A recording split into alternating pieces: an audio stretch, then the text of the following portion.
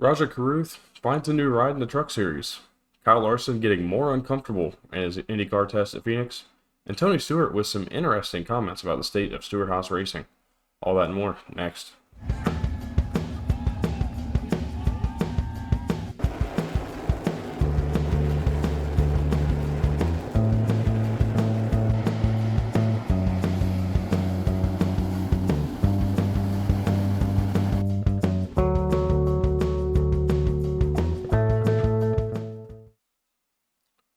How's it going, guys? Welcome back to Racing Pulse. I'm your host, Tyler Isley, and we're back again with another video and more interesting storylines going into the first month of race season. It's February 7th today, time of recording. You're going to see this this evening. And, we got a lot of interesting storylines going on right now, so why don't we go ahead and get into it. And I'm going to start with the news coming out of the Truck Series. Rajah Caruth is going to race for Spire Motorsports in the 2024 race season, the 71 Chevy Silverado. Really, really excited for Rajah. Looks like he's going to be sponsored by HendrickCars.com as one of the main sponsors. But, of course, we talked about, in the NASCAR season preview, we didn't get a chance to talk about Rajah Caruth. It does somewhat change up a bit of my predictions for the Truck Series. I think he's a playoff contender. And I'll talk about a little bit of why I think so. And it really all stems back to the way he ended last season.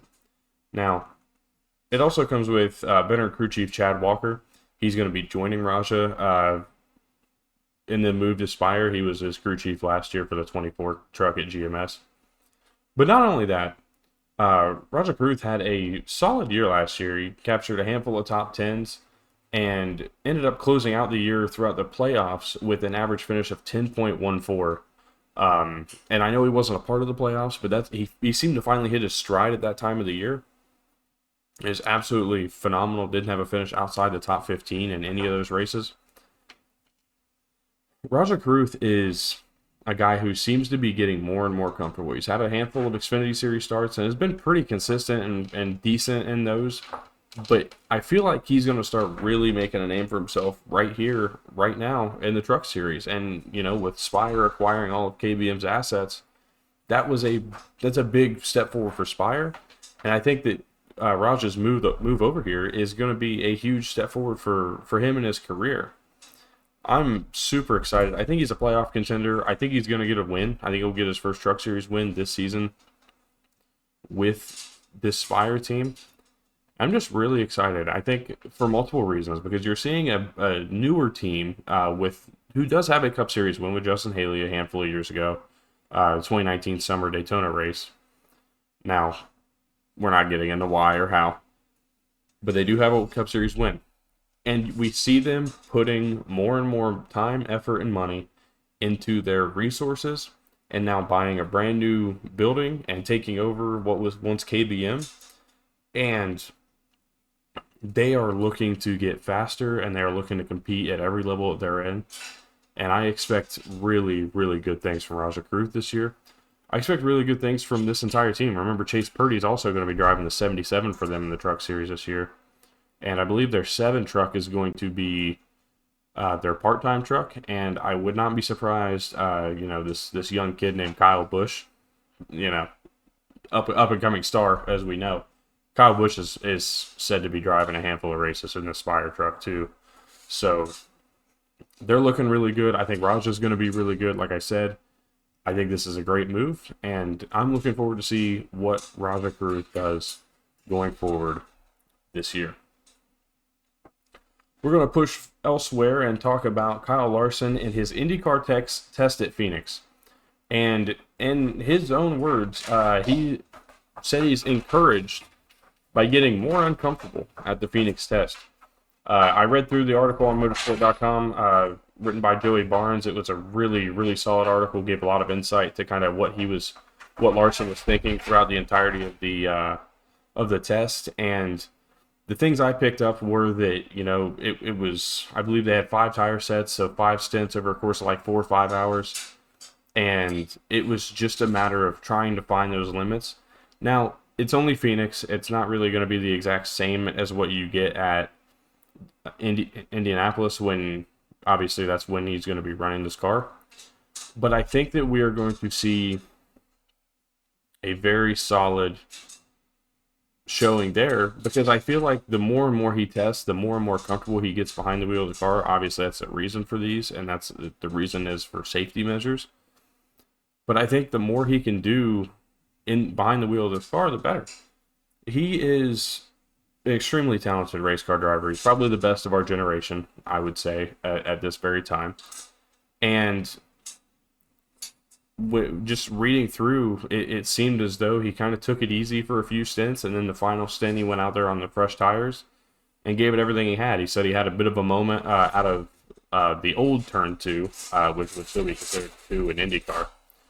He said he had a moment outside of that corner, but otherwise he was able to save it, keep going, and just, again, finding confidence in uncomfortable situations. And it's one of those things that makes him one of the best to ever do it, and one of the best to ever get behind the wheel of any race car. I think we're going to see a lot of really, really good things from Kyle Larson throughout the course of this early spring, summer, all these test sessions, to the point where we see that Kyle Larson runs the Indy 500, and I think he's going to be able to compete. Now, I found something really interesting in this article that he made mention of the IndyCar and NASCAR Cup Series car not really driving a whole lot different from one another. And obviously, the new style, this new next-gen car was meant to kind of go a little bit more like a road racing car, be a little more similar on steering and handling and drivability. The only difference is a little heavier. He said it's pretty similar. The only real difference is just the speed you're carrying through the corners with, obviously, because of the downforce and everything else that IndyCar brings to the table. I just found it really interesting to hear him say that there's not a whole lot of difference within the cars. It's interesting because we also just heard a couple of days ago that Justin Haley turned down opportunities to run the Indy 500 this year. He got turned down a handful of phone calls. But does hearing that from Kyle Larson open up the door for more drivers to go run the double? Remember, we haven't seen anybody do the double since Kurt Busch did it back in 2014, if I'm not mistaken. So it's going to be 10 years exactly since we saw Kurt Busch do it. Will this open the door for more guys, especially the younger guys, to go out and make an attempt at it? I think so, especially hearing what we're hearing from Larson and what he's had to say about the car. I think there is definitely more and more likelihood that we are going to see different and more drivers from the NASCAR ranks go try to run the double in the near future. We will carry on by discussing some comments from Tony Stewart about the state of the Stewart Haas racing team and his personal feelings towards the thoughts that are behind this. I'm going to go ahead and throw this up on the screen. You can see here his quote. I'm going to go ahead and read it to you. This was, of course, on SiriusXM NASCAR Radio. He said, "You got to sit there and be smart and analyze what's going on and why it's going on. But it's our job to make sure if these things aren't going right, that we're making the right adjustments to make the corrections and get it right. Everyone in that building understands that what we did the last 2 years isn't acceptable anymore, and that's not the standard this team has been accustomed to. We've got a lot of banners hanging from the ceiling that show we know how to do it right, and we got 2 of those banners that show we know how to do it right for an entire season. It's not that we don't know how to do it, it's just a matter of putting it together. This new car has really been a struggle for our organization, and it's like I told you guys, everything is in front of us now. There's nothing behind us. It's not like you're looking for somebody chasing you down. We're at the bottom of the barrel, in my opinion, and our performance is already in the tank. We have nothing but everything in front of us, so don't look behind, don't look over your shoulder, and make sure that you understand that every one of these people in the room are all working for the same reasons, and you got to have each other's back. I think that resonated with our group, and they realized that we got to get our noses to the ground. And not that they haven't been working hard before, but they're going to have to find something or find people that will make it, that will find it, because we can't perform at this level. It's just not acceptable anymore. If we're not having the results we're looking for, we're going to start making some major changes. Everybody knows that. Everybody understands that. It doesn't mean we've got to go out and win 8 or 10 races this season, but we need to see the needle move in the right direction. We need to make progress." Now, he paired that with also saying that he's tired of taking the blame and he's not an engineer, not a driver, not a crew chief. and has no ability to control these things. But I just can't see full truth in that. The reason I cannot see full truth in that sentence and in that quote is because, yes, you're not the engineer, you're not the crew chief, you're not the driver. So, you made driver changes, but you didn't make a whole lot of other changes within the organization, at least that have been seen and noticed throughout the world of the fans. And, I've seen people argue, well, Joe Gibbs and Rick Hendrick don't get that kind of criticism when their teams are down. Well, that's not true at all. But the difference is, when their teams are down, it's normally one team or two teams, not all four. Typically the drivers are capable. I'm not saying that the drivers aren't capable, but there is a reason that I took this team and left them completely out of the playoffs in 2024. I don't think the drivers are going to be able to do it, and I don't know that they've got what it takes behind them to put it forward. And I look at it like this too, and somebody else pointed it out to me in a group chat I was in, that there is almost a direct correlation to kind of when Tony started pulling back and focusing on other things like drag racing, that and this team kind of falling down. I feel like the morale kind of dropped, or at least seemingly dropped, with this team when Tony started focusing on drag racing. And that's not a dig at Tony. You got to go out and live your life and do what you enjoy. But it seems like that dropped. And the reason it dropped is because I don't think that Gene Haas is capable of understanding how to field a competitive organization. You can look back to the early 2000s when they had the Net Zero car. That was a Haas car, if you didn't know that already. And that team was not very good. They were middle of the pack at best, but they weren't a great team week in and week out. And, you look at Haas F1. What is that team doing right now? Or at any point in their existence? They haven't been good. I don't think that the Haas name alone can do it. It can foot a lot of bills, but it's not going to get the right guys in the room.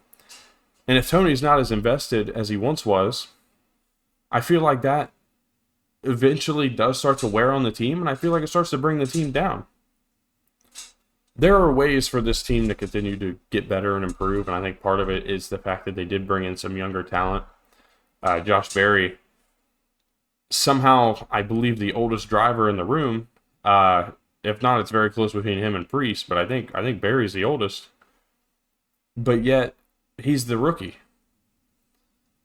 It's going to be extremely interesting to see how these guys push forward, what they do to improve, and how they get better.